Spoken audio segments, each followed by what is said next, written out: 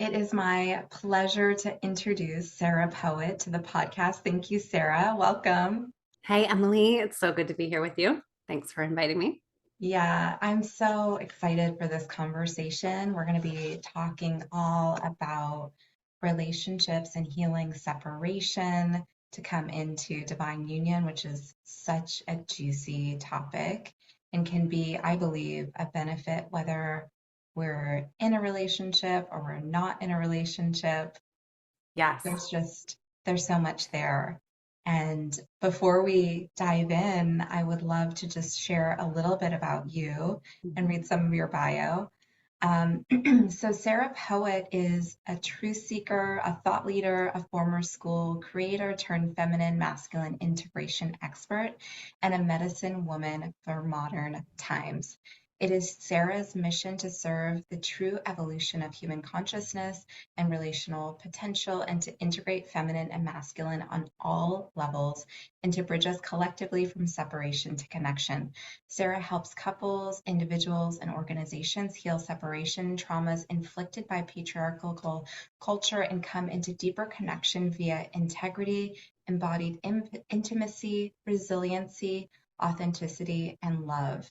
And Sarah is also the host of an incredible podcast called Sacred Remembering. You guys, I highly recommend checking out Sarah's podcast. She shares so much wisdom, her personal stories, and she just has such an incredibly soothing voice, which you will hear in this episode. So it is my absolute honor to welcome you, Sarah. Thank you again for being here. Gosh, thank you, Emily, so much. Such a joy to be here. Yeah. So I would love to start. You have an incredible story, and I'd love for listeners to, go on that journey with you about, what has brought you to doing this work that you're doing in the world today. What has brought me to doing this work? That's a great question and a really long, lifelong answer. Obviously, the soul is always guiding us to what we are meant to do. But about 8 years ago, I was a school principal. I worked in schools, holistic education. I was always really interested in adolescence and like what was going on in male and female. So you could tell it was in me all along, this masculine, feminine thing. Um, but I was in leadership and I had spent many years studying the social and emotional health of children. And I was in a leadership meeting and I just knew in my gut what needed to happen with this young girl who was really not getting her needs met in the educational system. And I voiced and I was really advocating, and there was no data. There was like no proof. We hadn't, tested interventions and done the masculine thing of collecting the data for a long time. And so I was criticized for my intuition. Essentially, I was criticized for, taking intuitive leaps, they said. And I left that meeting and I was so mad because I had operated, for years as society had told me to. I had climbed career ladders, I had studied things. And that child really suffered for 7 more months while we had to collect data. And I walked away from that meeting just knowing I was walking down the school hallway and I was like, I know that there's this thing called the feminine. And I know that it's in me and that this wisdom is correct. And I'm going to find it. And Mm, so that was, a period of awakening where I just really dove into studying feminine and masculine archetypes and learning primarily through reading Marion Woodman and Carl Jung, the psychology of feminine and masculine archetypes and behavior. And I really especially loved Marion Woodman because she talked a lot about the modern woman and modern femininity. And I just recognized, how tired I was. Like I had severe adrenal fatigue at 32. It wasn't for lack of trying. I was like, why isn't life working out? I know many, many women can relate to that kind of awakening. And so then we usually go on a feminine reclamation. Like we want to know the feminine again. And we have so much trauma, in our bodies, you know, as a woman, but all of us, we have this like of patriarchal culture in our systems. And so then it was like years of that feminine awakening to, and this is what I call sacred remembering. Like this was my own journey. It was like I was remembering who my soul was. I was remembering gifts. I went to energy trainings and then shamanic priestess trainings. And then I started doing my own stuff that was like, nobody ever taught me this, but holy moly, we're like connecting in the unified field. And, what's this about a Christed template? And like all of this stuff was just kind of coming in, and it was my own soul, like reactivating, what I had known from previous lifetimes and just what was in my DNA. And at the same time, really calling me forward, which it still does. It still calls me forward. And so I ended up leaving, per my soul's instruction. I left that career early 2018 to begin embodied breath. And yeah, and then it was an entrepreneurial journey. And that journey was very, very fast-paced relational learning, also. Like my entrepreneurial journey and my relational journey have just gone so hand in hand because this is my life's work. Yeah. So it was like super fast lessons, like super deep, super fast, kind of brutal sometimes, Mhm. just like deep learning, deep alchemy. Mm-hmm. Yes. Yeah. It's like, yep, you signed up for this. Here we We go. did. Yes, we Uh-huh. did. And it's a big mission. And I also want to mention that I am the mother of a 13-year-old son. And so my journey is like very much, I'm a mom. And so there's this very real life component of this. It's not, that I'm just sitting and channeling all day and things like that. Like there's this very real life component of what I do, which I think Yes. is what makes my work accessible, because I'm figuring things out, but it's in like a very, okay, we're on the earth right now. These are the traumas that are still, messing with us. And so I think, guys, this is some ways to get through this. Yes. So I'm trying to lay some groundwork and draw some maps is how I see it.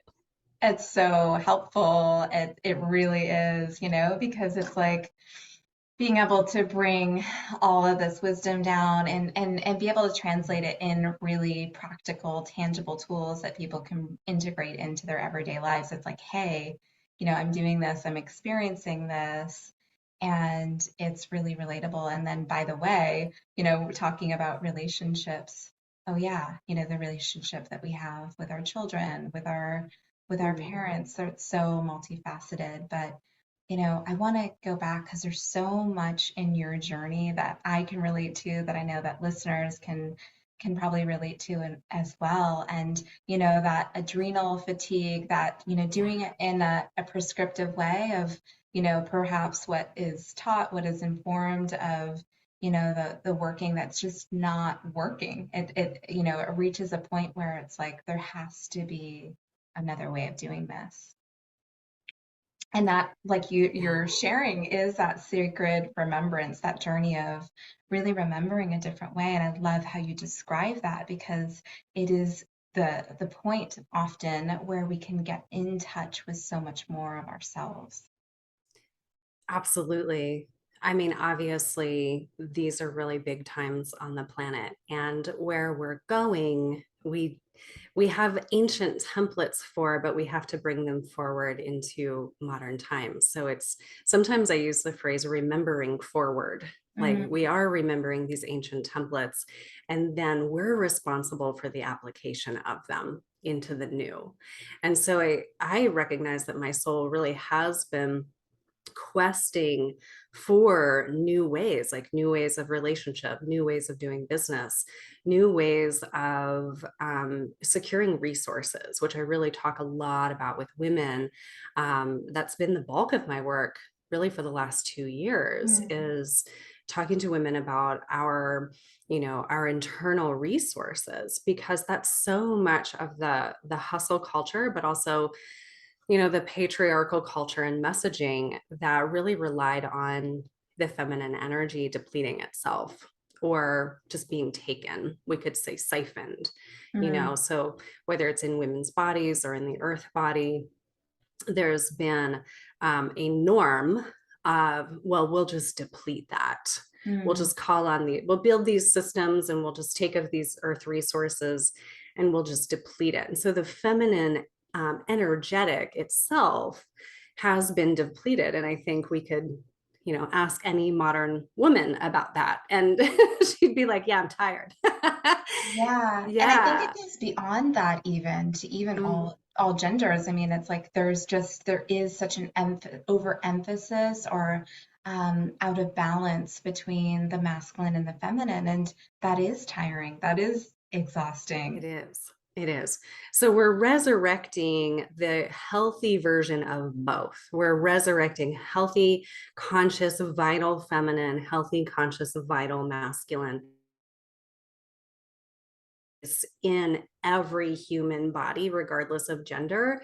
And like I said, I try to be a map maker. And so, if I just talk about feminine and masculine, a lot of the time people are like, well, that's a great idea, but how does it apply to my life? And, I think that's why sometimes I'm like, I'm talking to women about resources. I'm Yes. talking, because it's these really practical ways that we are, yes, addressing what's happened, not falling into the victimizer, split, healing that, and like reunifying within ourselves, and really, coming through these deep periods of depletion, deep periods of imbalance. And one thing that I feel called to say right here too is, it wasn't the healthy masculine that depleted the feminine for all of these thousands of years. It was a hijacked masculine. It was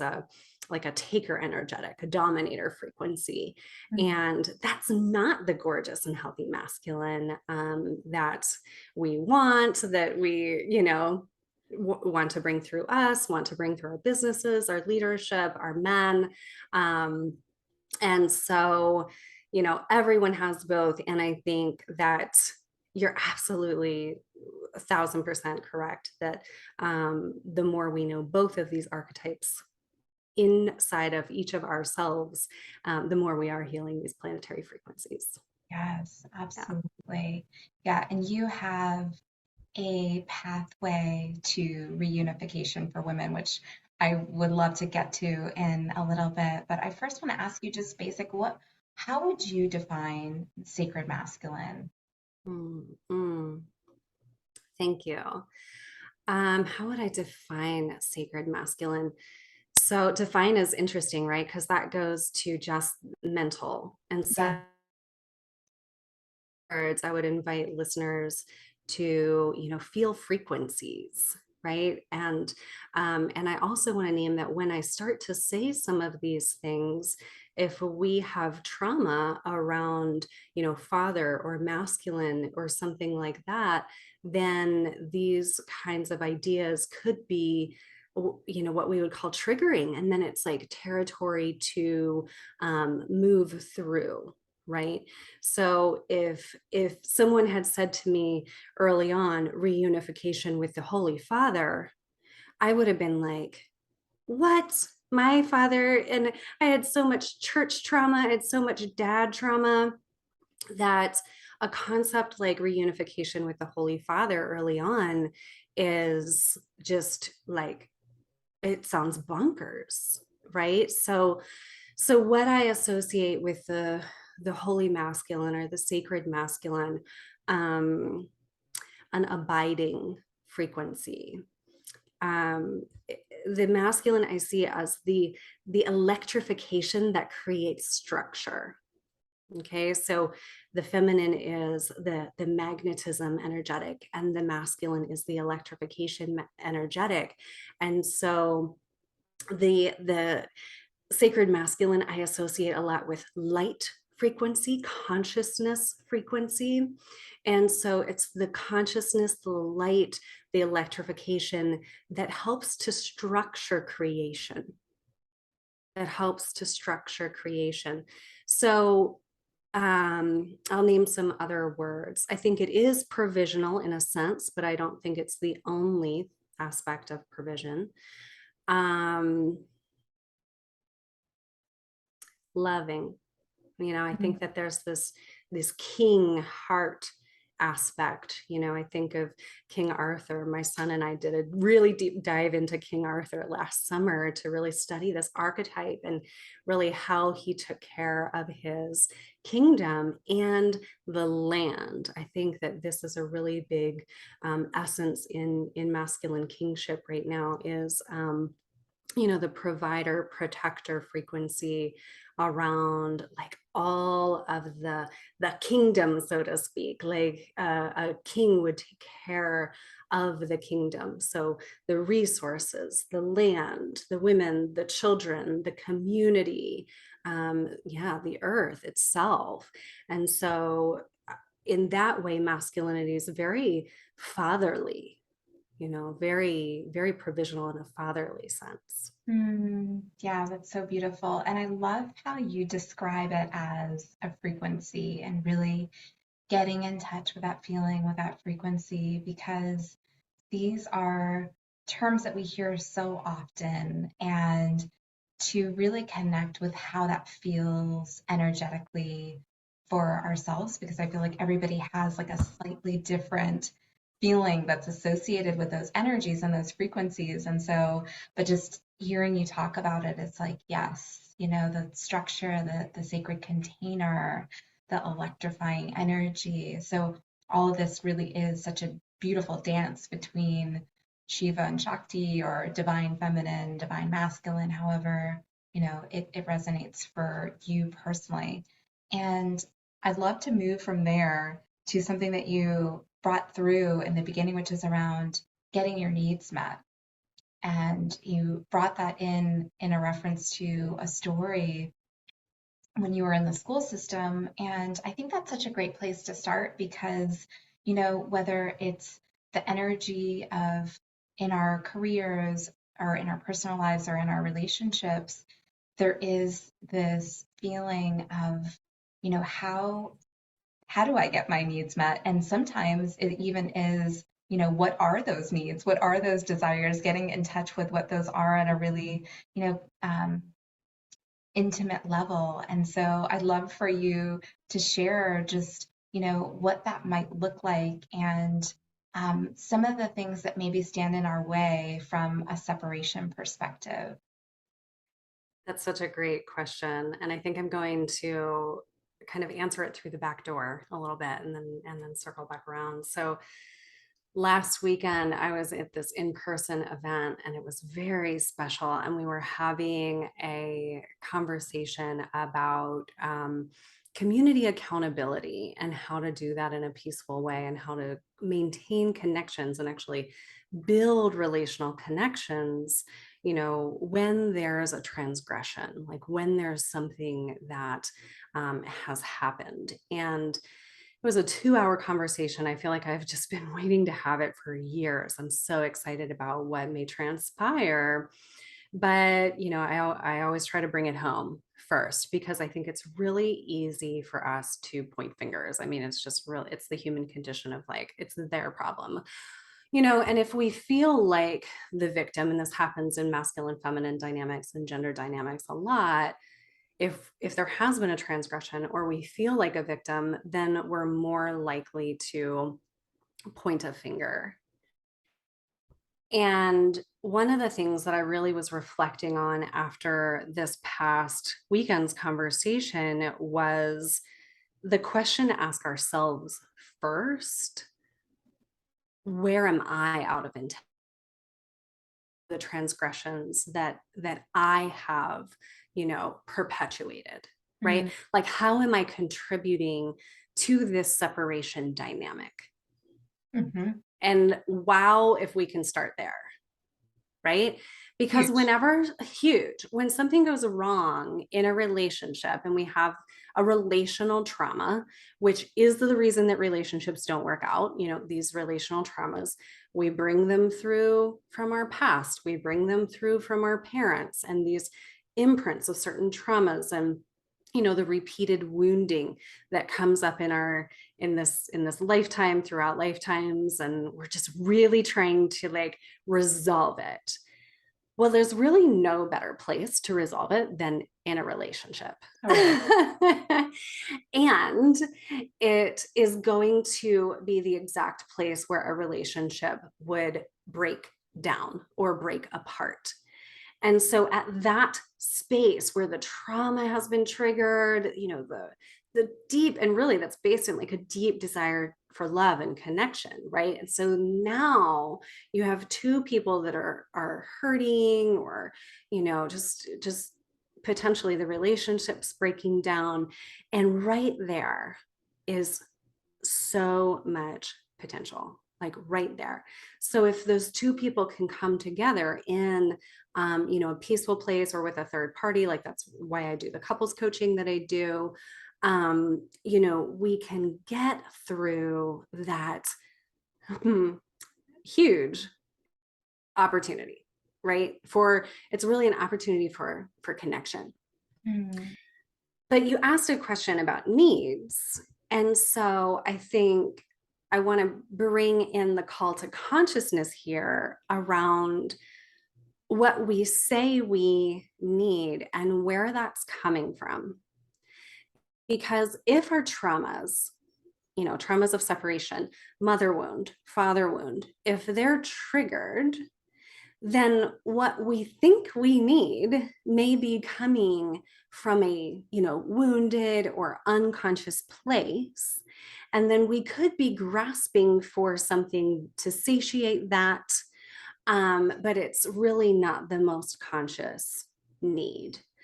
And so through mindfulness, just consciousness work, having a relationship coach, whatever the method, noticing what got triggered, and then going to, like, before pointing the finger outward, going to the heart and really asking, like, what is the deep need of my heart? Of trauma informed response is going to be a defensive one, it's going to be a finger pointing one. And so really, if you can catch yourself doing that and come to the space of the heart and say, okay, how am I hurting? What was I hoping for? mhm. um and then what did I really need?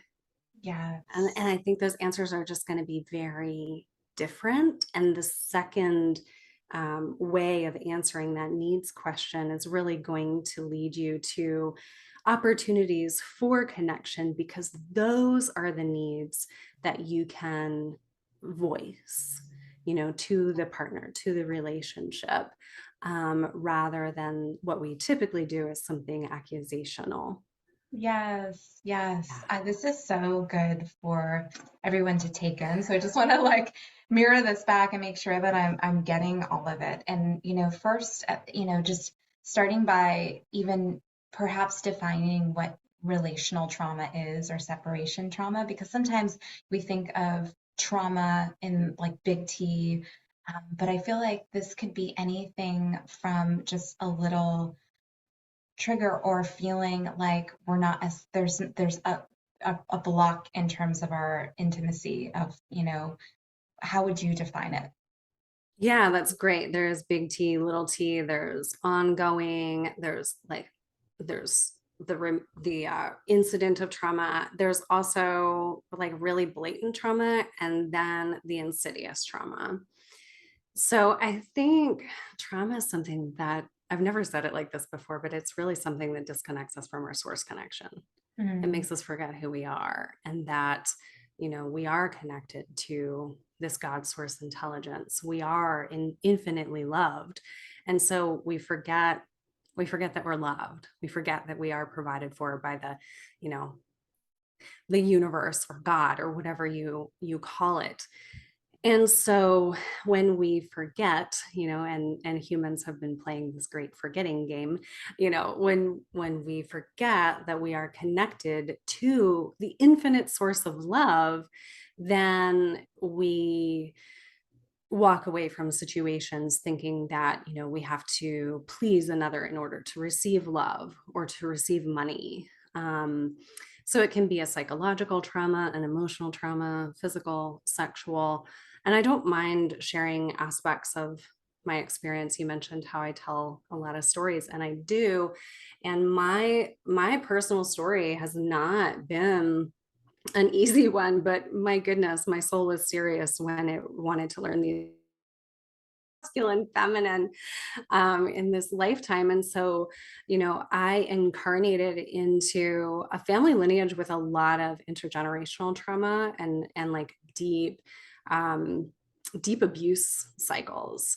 And so my father was my perpetrator, and some very serious things had happened at a young age, and the imprints were in my body. And not only was it sexual, physical, but there was also a deep, I don't usually use this word because I think it's overused, but a therapist helped me diagnose that it was actually like a narcissistic rescuer abuse pattern where psychologically I was what would like groomed to be fully dependent on him. So, I mean, look at what that did to what I knew of the masculine or what I knew of the father. And for me to say that now, I mean, that took 4 decades of figuring out, right? Because, like, the little girl that I was didn't have safe spaces to talk about this or be my emotional feminine Pisces self or, any of that. And so, the traumas that I brought forward into adulthood were things like believing that even though I could work really hard and I had 2 master's degrees, believing that I would always fail and always need like a rescue. That's trauma, right? Or like being overly dependent on someone else, or whether that's like safe or not, right? So I'm bringing in here like where our masculine and feminine related traumas come into play because our imprints are from father and mother, Yeah. like first, right? And then you have like religion and the church. And these are our imprints of what feminine and masculine are. And so it's not surprising that in our culture, our relational traumas involve a lot of feminine masculine trauma and just distortion about these templates. Like we don't have these templates until we resurrect them. Exactly. Yes, yes. And thank you so much for sharing your story. And it's so true. I mean, we bring through ancestral experiences, our, familial experience, and we bring that to relationship. Yeah. And of course, it's rich and there's so much gold there for us to like see and feel into and explore. And Yeah. I feel like, a big part of that maybe is really the forgiveness aspect in order to, show up and not feel like there's we're repeating Mm-hmm. patterns. For Mm-hmm. me, like, um, when you talk about intimacy in relationship, it's like I can so see parts of myself in relationship, where it's like wanting to get closer and instead it's like, pushing that person away. Absolutely. Yeah. And it's like what you were saying is like to get in touch with the heart, to really feel into that energy and come from that place. But that takes some courage, and it takes also, I feel like, retraining, like somatically, and being in our body, and really getting comfort around the discomfort, and, being vulnerable. I love that you just said the somatics and the body. And I really did just share like a big, truth about my childhood. And I have done years and years of all kinds of work from body based, trauma therapy and somatic therapy, like changing, the cellular frequency. I mean, to all the spiritual, right? And so I really want to normalize for anyone listening that I am not advocating that this happens with any kind of spiritual bypass. Mm, We are really transmuting quite a bit in this lifetime. And I can talk more about how that happens through relationships if you'd like. Because some of the biggest pieces of my soul returning to me, aspects that had been separated over lifetimes and in this lifetime from that trauma, some of the biggest returns were in relationships, and relationships that didn't work, like mm, soul level relationships that didn't work. So I'm happy to talk about that. But this is it's really a way of life, like, integrating feminine and masculine, coming to wholeness, because feminine and masculine comprise all of creation. And so we can bring this to any aspect of our lives, like relationships, our internal, relationship with our businesses, if we're entrepreneurs, things like that. And it's really every aspect of creation. And so we're moving toward wholeness mm. as we are integrating feminine and masculine. And well, you brought up that pathway that I wrote, the pathway for modern women to reunification, and that's on my website under the downloads. And that came in as like a very clear spiritual download for me in about September of 2020. And the morning pages, as I usually did, I was living on this beautiful piece of land, living in a partner's house, actually, and woke up and Spirit said, "You've lived this, write it down, like write down the map." They, and Spirit said that, or maybe it was my soul that said it, who knows. There are 10 steps. 10, you're going to write this map, and it's like 10. And so the Mhm. first day I just sat down at the computer and like out came, I got 9. And then the following day I saw where one kind of was actually 2. And so this really just came out like very easily. Mm. And I don't claim to have the only map to how we reunify feminine and masculine, or how we as women actually reunify with the God aspect of feminine and masculine, which I can talk more about. But I don't claim to have the only map for that. It's like an offering. It's, Beautiful. one map. And so on that is this period of reclaiming the feminine, like I said, and then recognizing where these traumas exist. Like, where do we want to run, push, pull, attach, collapse? Where do we have those energetics going on? What wants to come to resolution? And then we also have periods of, I think, projecting what we want onto someone, maybe saying, I want a soulmate, I want a twin flame, I want this person that's going to complete me, right? I think that's a stage. And then we realize, like, oh, we really need to reunify inside of us, right? Mm. So what is the inner archetypal balance, right? Simultaneously, what's the spiritual or God essenced, relationship balance? And so we're always doing it on all levels, Mm. like physical, emotional, the psyche, the spiritual, the heart, like just all of it.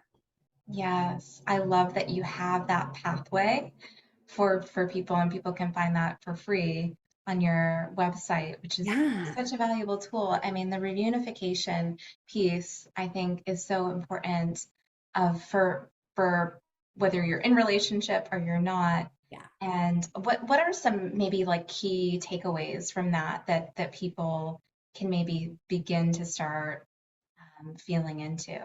Mm-hmm. I just named a few, and I think we're going to offer a code. So I'll say that the code I'll put on the website, remembering now, Okay. and then it'll be free for your listeners. It's not free if somebody just goes without the ebook. Um, I guess in addition to the ones I just mentioned, I'll tell another one through a story, So I recognized personally that I was on this path of reunification, and I thought that automatically meant soulmate, like the happily ever after relationship Mm-hmm. that we want to see manifest and we want to feel connected.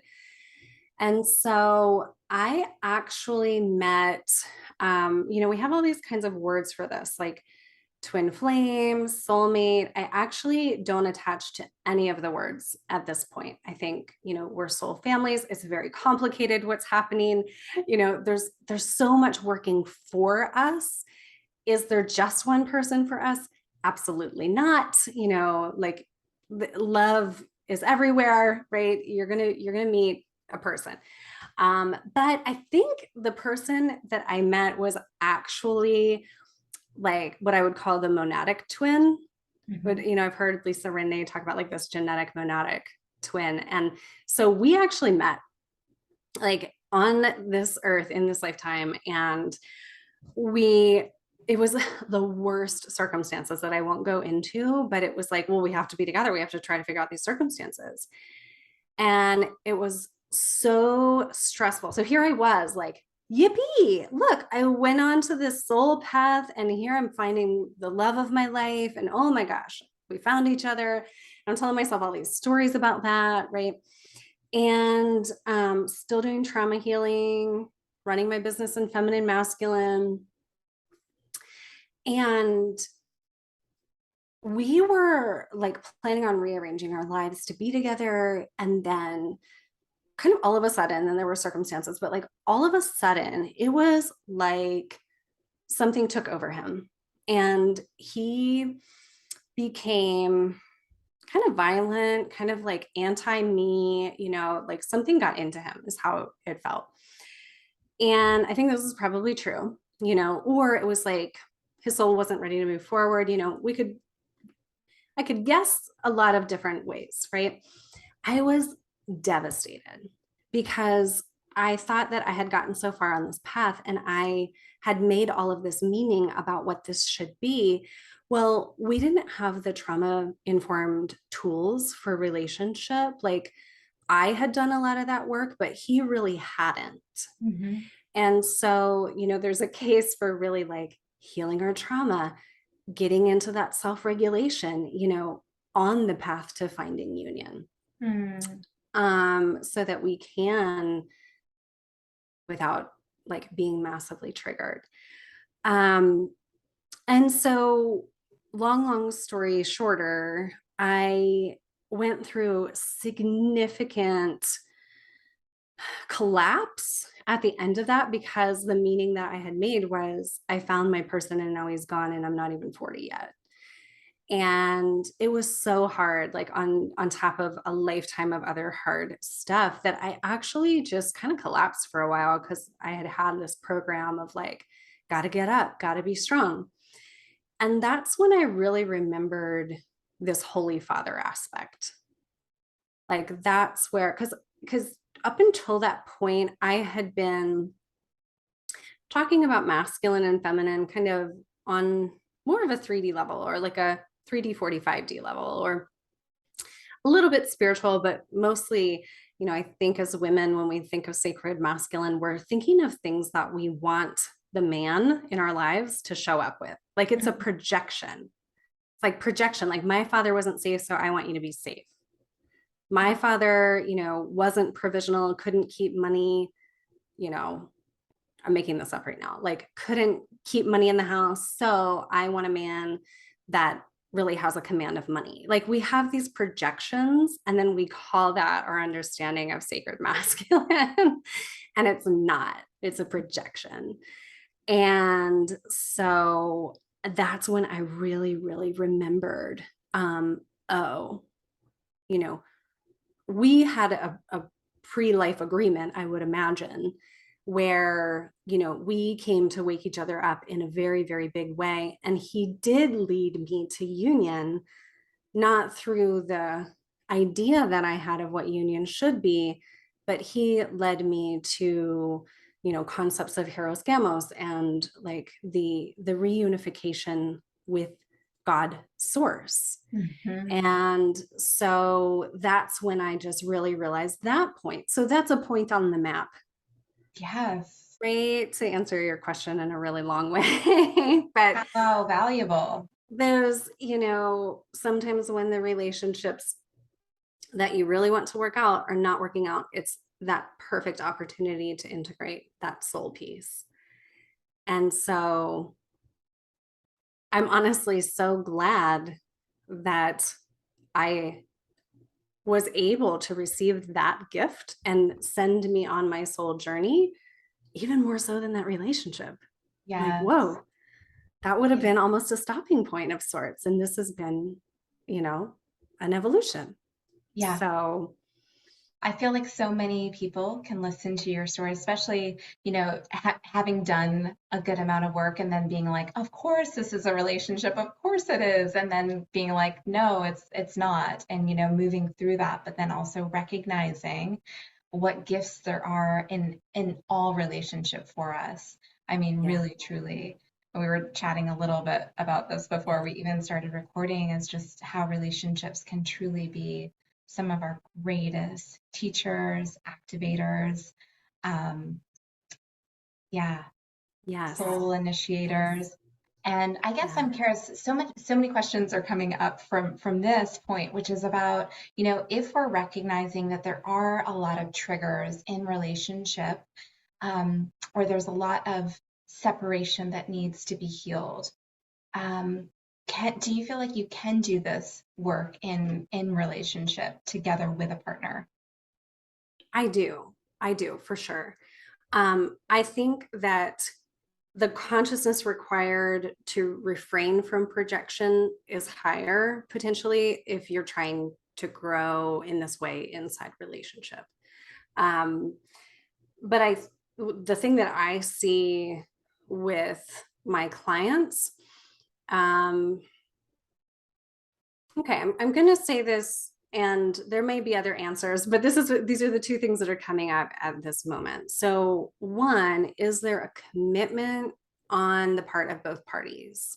Can you get to the place where your shit's coming up, or you are touching something super raw, and it's the soul territory, like the soul alchemy territory. Can you get there and stay?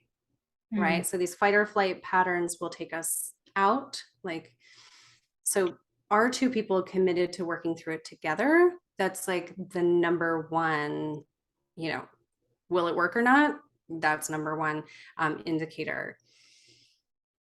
The second thing that I see, which is trickier because if we're trauma identified, sometimes we don't know that we're trauma identified. So the second thing that I see in my clients, the couples clients, is if if both people are willing to see how their trauma is impacting their behavior and their success rate in these relationships, when one or both people are absolutely identified with their trauma story, so they think that their trauma story is the story of their life.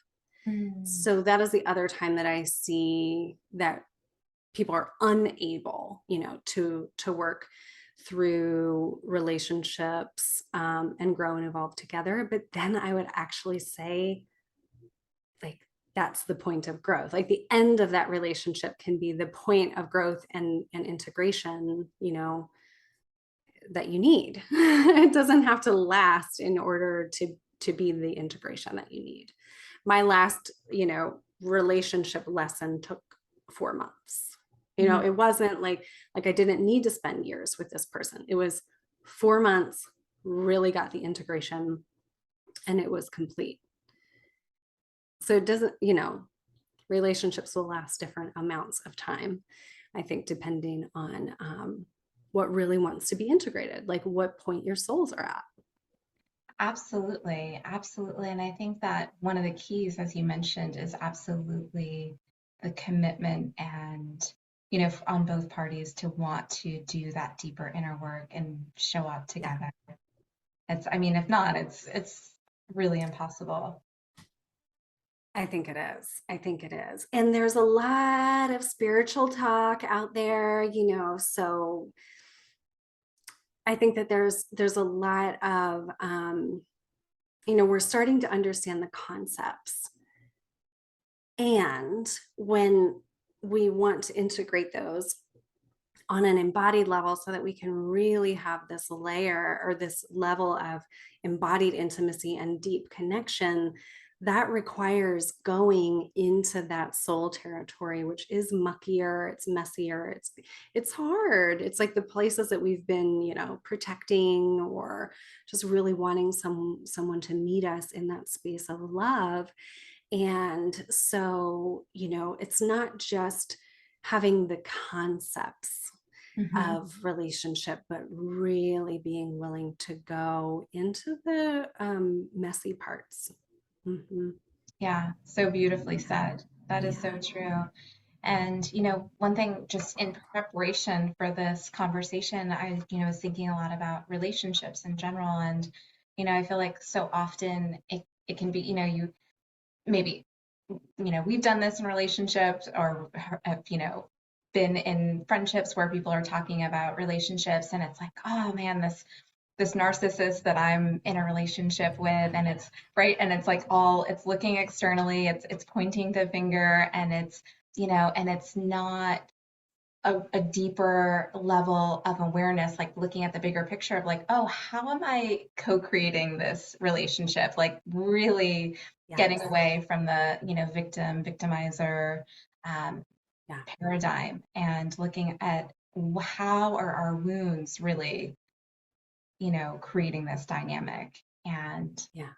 that can Yeah. be just so liberating to be able to say, like, oh, it's not this, horrible person that's doing this to me. It's like, okay, let's look at the wounded parts of each of us and really explore those tender places. And that to me really speaks of the reunification because when we can find those tender places, which oftentimes relationships illuminate in us, then we can, bring that level of compassion, awareness, healing, and really come back into a sense of reunification, of wholeness.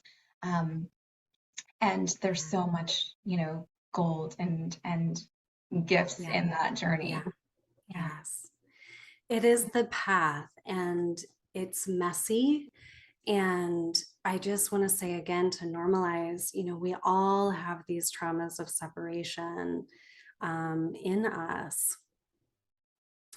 And so, to your to your example about a woman talking about a narcissistic man, that is an opportunity for her to develop her relationship with masculine, not necessarily that man, because maybe he's not emotionally available to heal that relational conflict. But, what is her relationship with the masculine?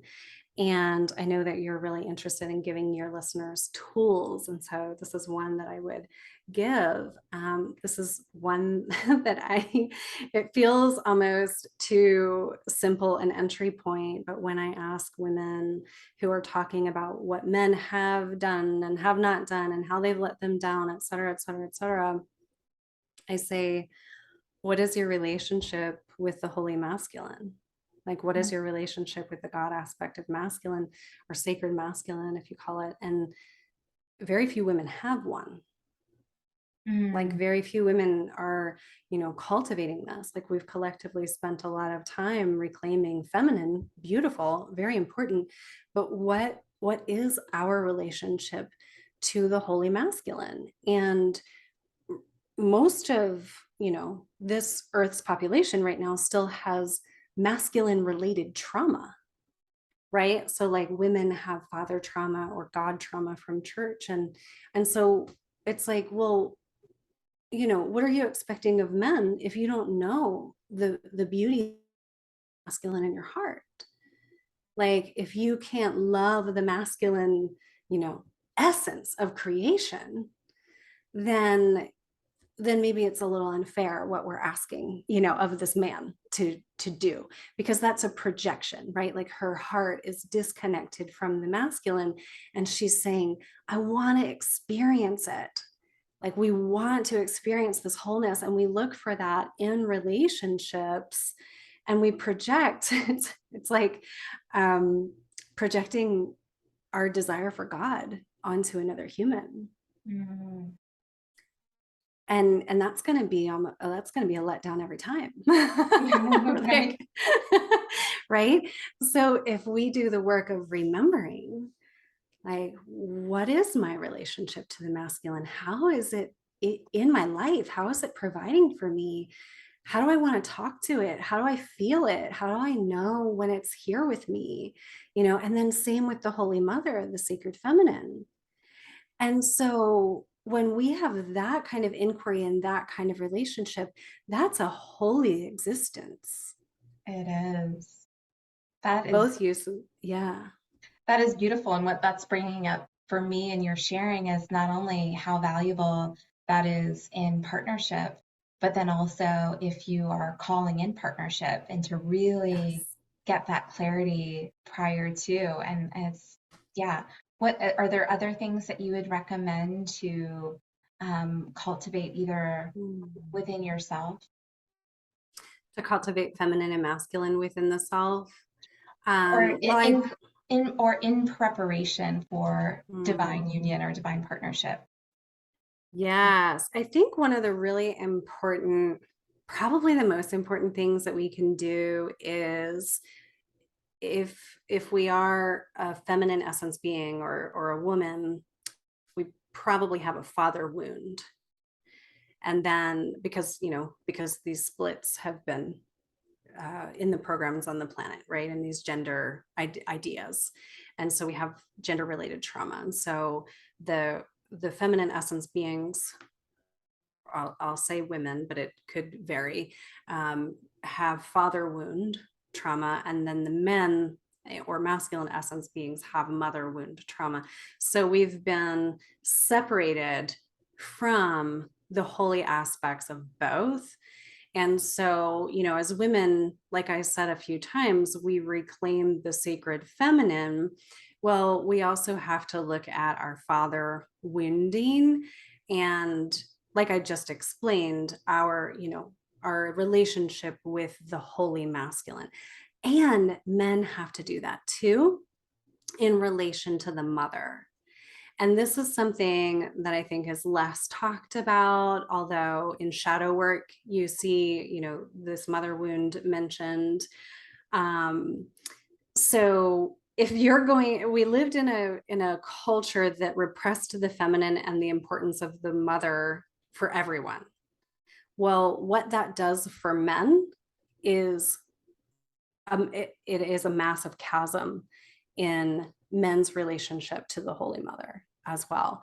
Like men, and I think this is almost a topic that's like ahead of the times a little bit, because you don't really see this happening unless like a man is super aware, but it's not even happening in men's work that I know of, that this reunification with the feminine as men. And Mhm. so men are hurt from the separation of the mother. And then what that does, just briefly psychologically, is whatever their imprint of the biological mother, the human mother, was, like that's their feminine template that's in their psyche. And so then that's what they're either projecting, wanting more of, if that was super nurturing and coddling and all of that, like they can be projecting that onto relationships. Or if that was not fulfilling, which in some ways psychologically probably wasn't because of these splits, then he unresolved anger toward the feminine. He might want to like dominate or control the feminine in a shadow way. And so, like, there are all of these projections in the masculine psyche onto the feminine that must be resolved. And I really like to empower too women with this information, because as you're looking for a partner, a male partner, if that's the case for you, I think inquiring what his journey has been with healing his relationship to the mother and the Holy Mother is going to be one of the like most primary indicators of relational success, quite honestly, Mm, because you are going to experience his mother wound projection in the relationship unless he's really clear on what that has been. And so, like, I've spent years clearing my father wound. There's still remnants of it. I mm, still get triggered by it. So it's not like it's going to like it's never going to come up. That's not the goal. But the mhm. goal is, can you be in relationships and meet, the trigger that does come up. So I don't mean to, I'm not talking about perfection, but I'm Yes. talking about consciousness. Right. Yes, Yeah. I think that's so important. And I mean, even if it's regardless of which parent it is, right? It's like we carry that imprint. So really doing that deeper inner work around family upbringing, around, Yeah. healing or forgiving whatever is there, can be so valuable because if not, we're kind of recreating that in our romantic relationships. And so I feel like Mm, that and really like connecting like what you're saying with the frequency of divine feminine, divine masculine, what that looks and feels like, to call that into physical form. yeah. And I've heard you say forgiveness a few times. I think forgiveness is so beautiful. Um, for me, though, it wasn't first. And I kind Mhm, of like to normalize this as well, because if you do have a lot of trauma with, these different father mother templates, then the reunification journey is going to prepare you for forgiveness. mm, So the reunification with these holy aspects of both is going to bring you back to your heart, because that's where they reunify, first and foremost. And then forgiveness is easier. But if mm, you tell someone who actually has been victimized that they need to liberate, I think that can be further traumatizing. I mm, wasn't ready for just forgiveness for a long time. I still probably have work to do with that, mm, but it's like through my relationship with the Holy Father that I can forgive my father, mm, because I know that there's something bigger going on, mm. right? Thank you for sharing that. That's, Yeah. yeah, yeah.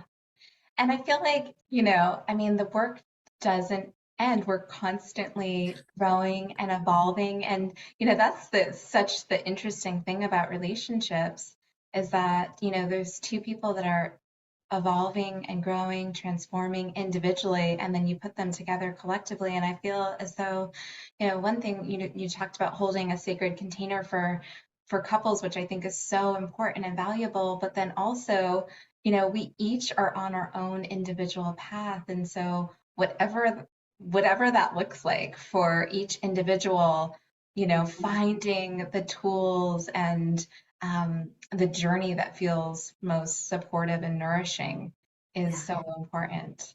Yes, right. And none of us are on our own. Like, we are communal beings, we're relational beings. We get to have that, right? But another tool, or like such a primary tool, is where do you want someone to fix it? Where do you want someone to prove that you're okay? What are you putting into the world as like, I wish somebody would love me for this, or I wish they would prove to me this through their love. And then that's the exact place to go to this reunification work.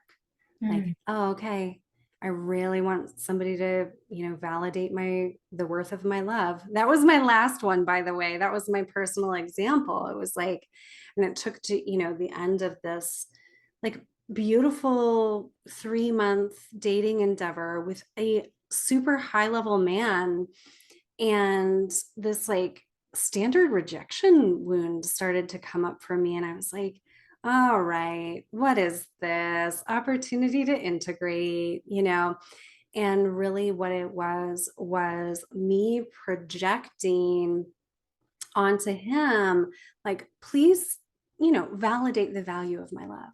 Hmm. Here I am, like offering my attention, offering my love. I want you to reciprocate. I want you to love me back. Right. And so it was like, that's a pain point. So that was an exact relational pain point. And so that's where I just brought it on home and like brought that tender need back to my own heart and just just felt it so tenderly. And then it was so relationship because it delivered me to this integrated piece of my own heart that now I'm like taking with me into my work and my next relationships and community and what I'm building. And it's like this ever flowing heart. Like nobody could ever validate the worth of my heart and my love. Right. Exactly. So, yeah. What We're an not, we're not doing this like, we don't have to learn these hard lessons and then just go it alone and figure it all out by ourselves. Like, that's not it. I think it's both and. Like, our soul wants to integrate, and we can do this work in relationships as well. mm, yes, yes, that's so Yeah. beautiful. And speaking of community, I know that you have Mm. a community. I'd love if you could share with listeners what that looks like and how they Mm. can potentially get involved. Oh, thank you for asking. So, I do have the Sacred Remembering community, and it is for women, feminine essence beings who are on a path of reunification, um, who may have probably have the masculine split, the God split, and want to heal. But the beautiful thing about this community is that we're not a community of women that is identifying as a victim. It's very, very focused in sovereignty and sovereignty energetic practices. And so we do all kinds of group calls and events, and we have a sisterhood, and we have our own mighty network. And members are starting to stand in the truth of who they are and in their sacred gifts. It's like my dreams are coming true over there. So you can check that out at sarahpoet.com. Amazing. Thank you. So, so beautiful. And people can also go with the code. We'll have that in the show notes to get your pathway to reunification. Thank you so, so much. This is such a multi-layered, multifaceted conversation, and I hope that listeners really take away the gems from this, from going deep and really becoming even more intimate with ourselves, because there's so Yeah. much there for ourselves, our own reunification path, as you shared. So thank you so much for the tools, for the wisdom that you're bringing forth. So, so valuable. Yes, thank you so much for having me. I hope that many things were helpful for many listeners and exactly what needed to land did. So thank you for the opportunity. Absolutely. Yeah. So much love to everybody that's listening. If this conversation benefited you, please share it with a friend. And as always, I'm sending you so, so much love. Look forward to connecting with you next time.